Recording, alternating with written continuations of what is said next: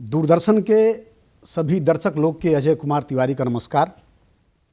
आज अपना एक कार्यक्रम में बहुमुखी प्रतिभा का धनवान व्यक्तित्व जिनका नाम बा चंद्रशेखर गोस्वामी जी, एक कुशल गीतकार, कुशल संगीतकार और कुशल गायक भी।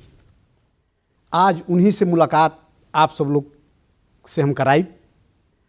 आपका बहुत चहेता जिनकर गाना आज देश में ही ना बल्कि विदेश में भी भयंकर धूम मचावता है, उन्हीं से मुलाकात करे खातिर बोलौले बानी। तो आई जा बातचीत का शुरुआत करी जाओ चंद्रशेखर गोस्वामी जी से। चंद्रशेखर गोस्वामी जी, आपको बहुत बहुत नमस्कार। आप इस स्टूडियो में पहुँचनी, आप आइल बानी, लोगन से आपके हम मुखातिब कराई। आपको बहुत स्वागत बा, अभिनंदन बा। और आप एगो बात हमके बताई जी कि आपको प्रारंभिक शिक्षा दीक्षा कहाँ से शुरू भइल?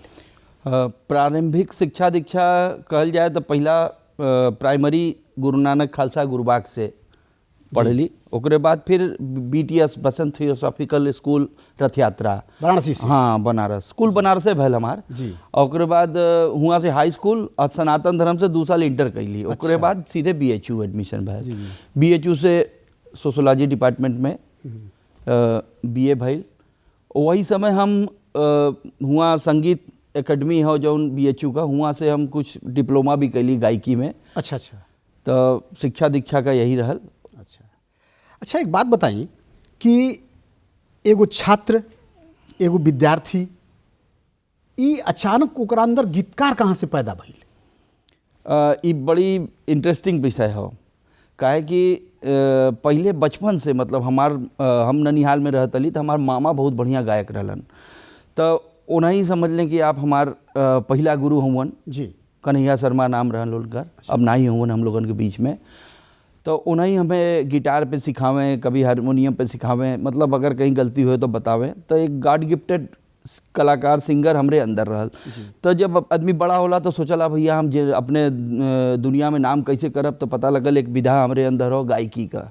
तो हम गायकी में लग गईली और खूब गाई बचपन से, मतलब हर जगह कार्यक्रम में, प्रोग्राम में, मतलब बहुत हम स्टेज प्रोग्राम न करी बचपन में, बाकी घर परिवार में ऐसे कहीं शादी ब्याह में कहीं गईली तो कोई स्टेज पे चढ़ा दे ऐसे करके, और खुद खूब रियाज करी। हमरे दिमाग में एक के बात रहल कि हमें बम्बई में जाके गाना गाना हो, वहाँ पे प्लेबैक सिंगिंग के लिए ट्राई करना हो। तो ओकरे बाद हम कुछ साल तक तो यहाँ बनारस में, ओकरे बाद हम बम्बई गईली। बम्बई में भी हम गईली, गाना बहुत से मतलब एल्बम बनल, हमार भजन का एल्बम बनल। ओकरे बाद कुछ बड़ा गाना भी रिकॉर्ड भैल।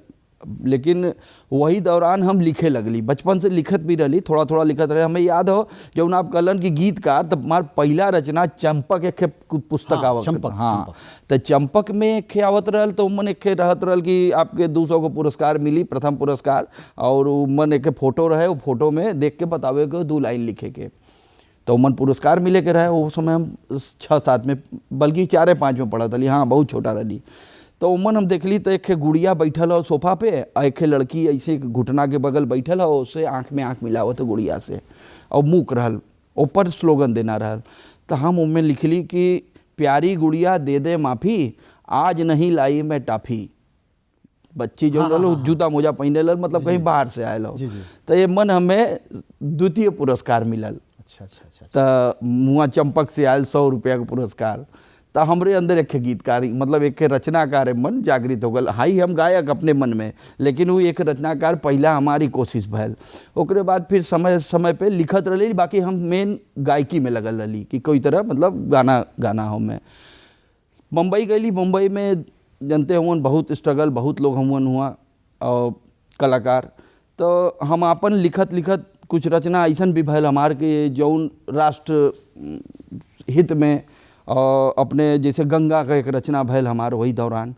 तो वो गंगा वाली रचना के हम कंपोज करके तब हम खुदे गईली पूरा कंपोजिंग।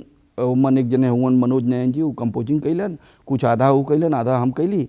हुआ से एक शुरुआत भैल हमार गाने का, आपन गाना बना के खुद तैयार करके गाना। हाँ, लेकिन गोस्वामी जी, जौन आपका सबसे मशहूर, जैसे जैसे लोग जानल आपकी, जौना से आइडेंटिटी आपका मिलल जी, जवन हमन कभी जननी जा कि अरे भाई चंद्रशेखर गोस्वामी जी के हुवन, बड़ा इतना बढ़िया लिखल, इतना बढ़िया गावल, वो गाना मैं जिंदा शहर बनारस हूँ। जी जी जी। ई इतना फैलल, इतना लोगन के बीच गईल, देश में विदेश में। काशी का नगर निगम जौन बा एके काशी का एंथम के रूप में मान्यता देहलस। जी जी। ई जिंदा शहर बनारस कैसे जिंदा भइल आपके अंदर? ये यहू के पीछे एक इंटरेस्टिंग कहानी हो कि एक बार का भइल कि बनारस के सिटी ऑफ म्यूजिक का दर्जा मिलल यूनेस्को से। आपके याद हुई 2015 में, 15 में तो 2015-16 में मतलब दिसंबर में, ओकरे बाद हियाँ के जो मतलब कुछ लोग रहलन उन लोग मिल के और नगर निगम, 2 जने मिल के और बाकी छोटा मोटा सब संस्था मिल के एक बड़ा कार्यक्रम आयोजित भैल, सुरगंगा महोत्सव, जिमन की मतलब बनारस एक सिटी ऑफ म्यूजिक हो, मतलब पूरे वर्ल्ड में 11 देश के मिलल रहल। उमन हिंदुस्तान में, भारत में खाली एक शहर बनारस हो जेके सिटी ऑफ म्यूजिक का दर्जा मिलल। जी जी।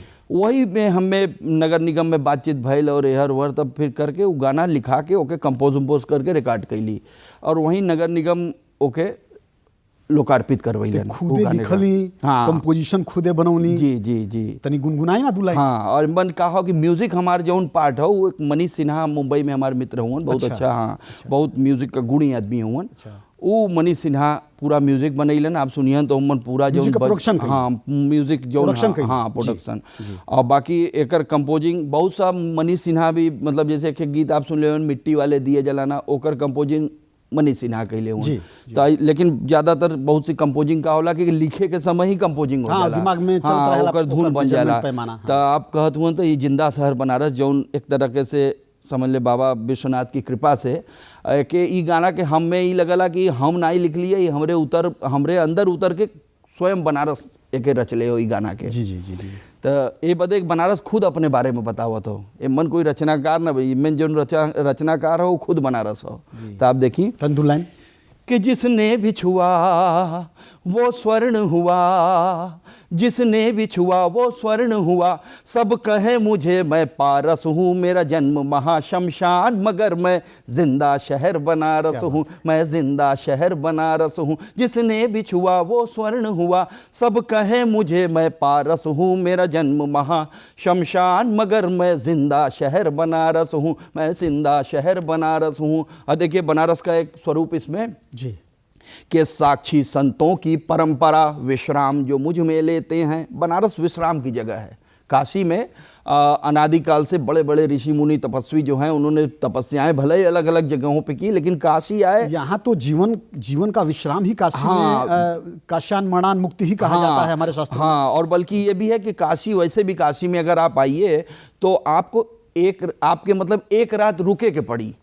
आप मतलब अगर काशी में आवे के हो तो एक रात रुकने का यहाँ महत्व हो। जैसे कि 2500 साल पहले भगवान बुद्ध अइलन, हाँ, तपस्या कैलन, हुआ गया में उनके मिलल निर्वाण ज्ञान हुआ मिलल, बाकी आके पहला उपदेश बनारस में। तो बनारस जौन हो ई कहीं भी आदमी बुद्ध प्रबुद्ध हो जाए ओकर प्रस्फुटन, ओकर अभिव्यक्ति काशी में होला। यही बदे काशी की ज्ञान का नगरी कहल जाला।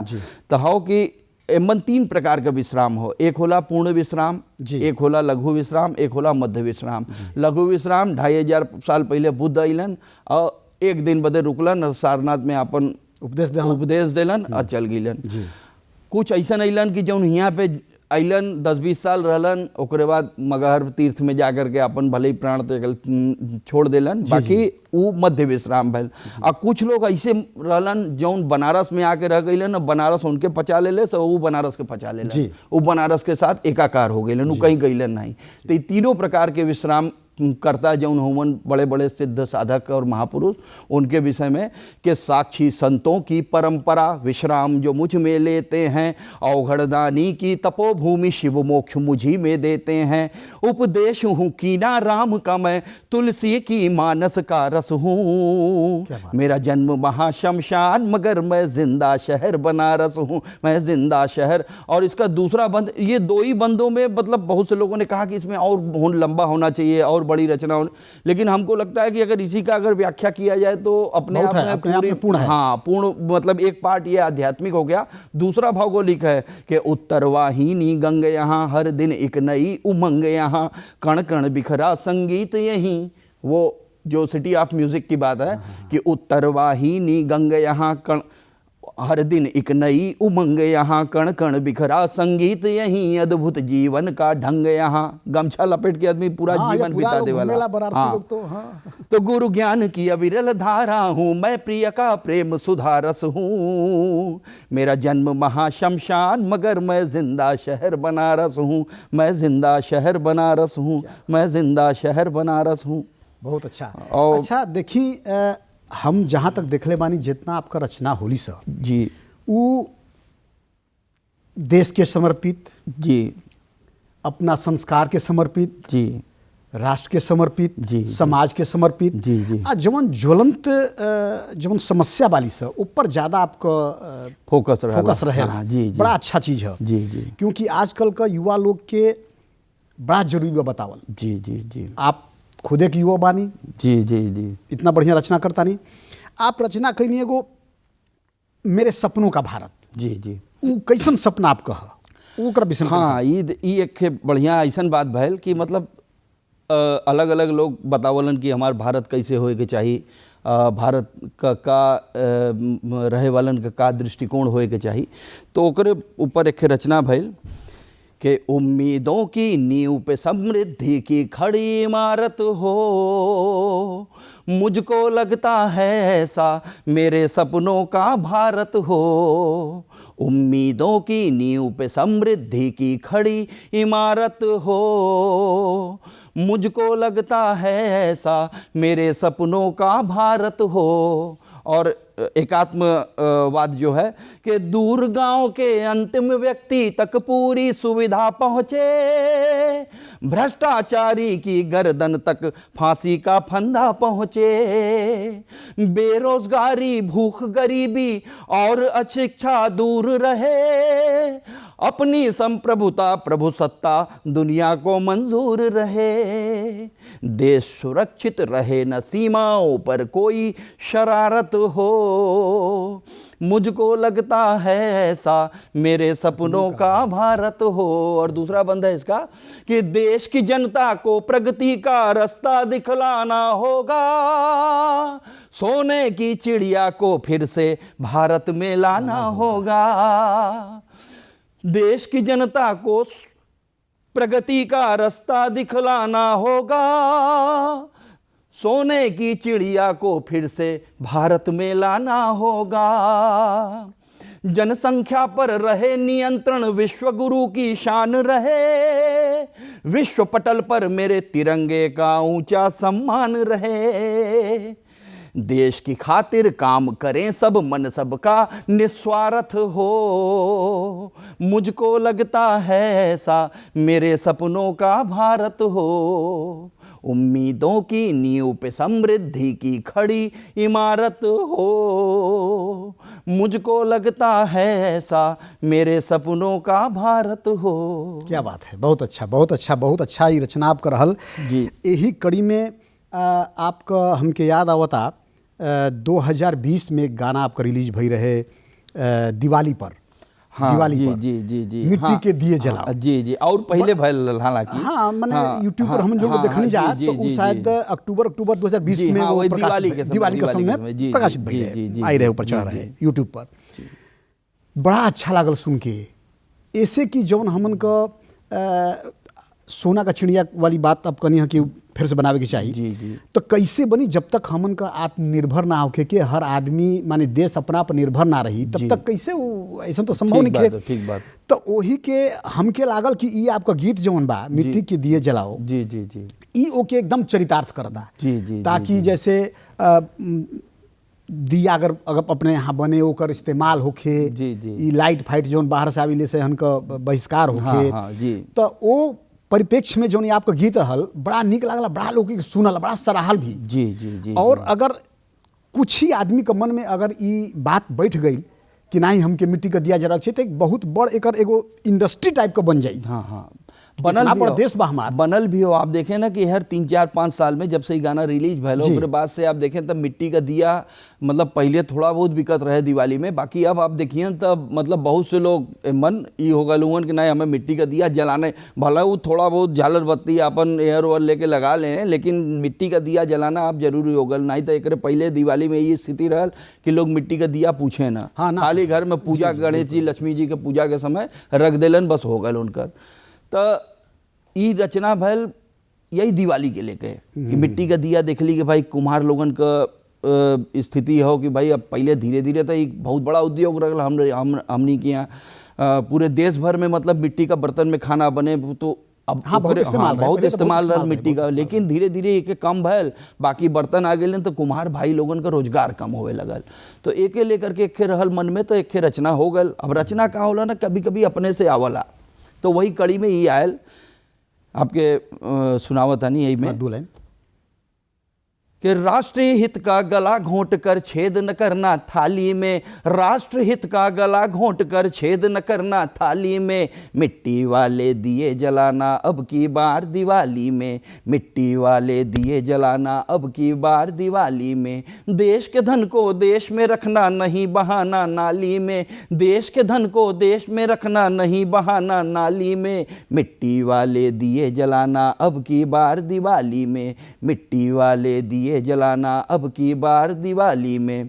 इसमें कुम्हार भाइयों के समर्थन में दूसरा बंद आपको जो है कि कार्तिक की अमावस वाली रात नब की काली हो, दिए बनाने वालों की भी खुशियों भरी दिवाली हो, दिए बनाने वालों की भी खुशियों भरी दिवाली हो, अपने देश का पैसा जाए अपने भाई की झोली में, गया जो दुश्मन देश में पैसा लगेगा राइफल गोली में, देश की सीमा रहे सुरक्षित चूक न हो रखवाली में, देश की सीमा रहे सुरक्षित चूक न हो रखवाली में, मिट्टी वाले दिए जलाना अब की बार दिवाली में, मिट्टी वाले दिए जलाना अब की बार दिवाली में। और बहुत प्रसन्नता है कि इस आह्वान पे लोगों ने मिट्टी के दिए जलाना शुरू किया। हाँ हाँ, तो जागरूकता ताइले वालों के अंदर माने अब लोग समझत बात धीरे धीरे कहां से की मन सब बाबा विश्वनाथ जी का कृपा हो कि जौन चीज हो जाला मन कुछ उनकर आशीर्वाद भी हो जाला ना, एकदम एकदम ये तो बहुत बढ़िया बात भी है। अब काशी से आप बानी, बनारस से बानी जी, बनारस का आइडेंटिटी आप बताऊनी, जिंदा शहर बनारस हूँ आप लिखनी, और गंगा माता जी जी अगर उनकर जिक्र न होखे जी जी जी तो हमके ऐसा लागल कि आपो के ऐसा कबो लागल कि बनारस लिखनी तो हमके गंगा भी लिखे के चाहिए। हाँ, आप गंगा के लिखनी, हाँ, आप गंगा के लिखनी, हमको याद बा कि गंगा का गीत आपका आई रहे तो दो लाइन।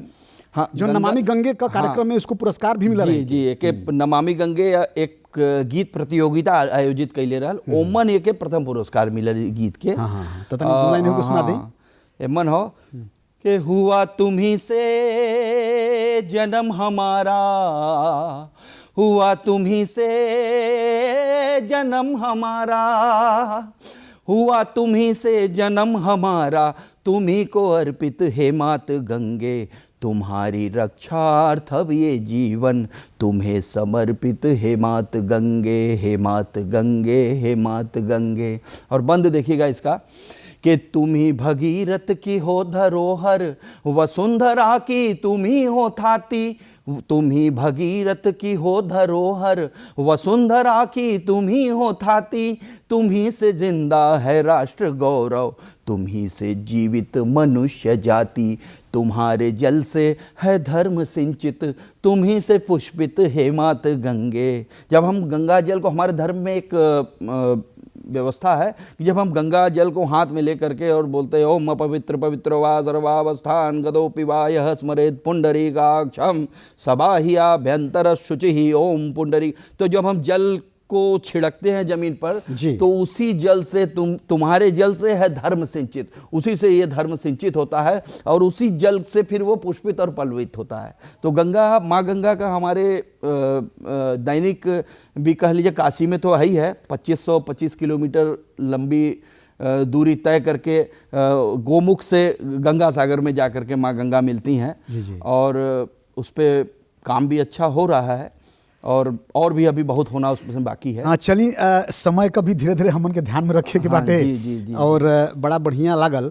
अब एक आध क्वेश्चन जात जात हम आपसे पूछल चाहता नहीं, प्रश्न पूछल चाहता नहीं। जी, जी। आजकल का युवा वर्ग हमार जी जी बहुत सपना सजावेला, खास तौर से अगर हम बात करें गीत में, संगीत में, और ये फील्ड बड़ा समृद्ध भी बा। जी जी तो कुछ संदेश आप आज हमार युवा वर्ग खातिर, जे लोग अपन करियर के बनावल चाहता गीत में, संगीत में, ए लाइन में बनावल चाहता, तो कुछ आप एक विषय में, चाहे गीतकार होखे, चाहे संगीतकार होखे, चाहे गायक होखे, जी, जी, तो जी। कुछ संदेश युवा वर्ग खातिर। संदेश युवा वर्ग बदे यही हो कि फील्ड जौन हो बहुत मतलब एमन का हो वैयक्तिक योग्यता मूल बात है एमन, कि आप खुद भी वो हिसाब से अपने आप के तैयार करी।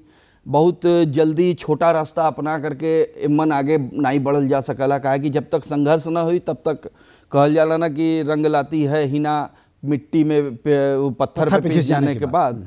तो जब तक यहाँ कलाकार पिसला नहीं, जब तक घिसला नहीं, तब तक ओकर रंग नहीं आवला। चलिए, जब तक घिसेला ना, जब तक पिटेला ना, तब तक रंग ना आवेला। यही संदेश के साथ आपके बहुत बहुत धन्यवाद कि आज आप स्टूडियो में आईनी, जी, जी। इतना बहुमूल्य बात बताऊनी। आपका आगे का यात्रा भगवान करें कि और माने देश प्रेम आपके अंदर उमड़े, और ऐसे ही बढ़िया बढ़िया गीत का रचना करी। और हम अपन तमाम दर्शकन से भी कहब कि आप लोग भी, जे भी युवा वर्ग बा, वो बढ़िया बढ़िया गीत लिखे, बढ़िया बढ़िया कंपोजिशन बनावे और गावे, जैसे कि राष्ट्र हित का बात समझ में आवे, जैसे समाज हित का बात समझ में आवे, और मनोरंजन भी होके ओके अलग ना कल जा सकेला। तो यही सब बातन के साथ बहुत बहुत धन्यवाद आपके गोस्वामी जी, आप अइनी। और हम तमाम अपन दूरदर्शन के दर्शकों के भी बहुत बहुत नमस्कार, प्रणाम करता नहीं। प्रणाम प्रणाम, सभी के प्रणाम।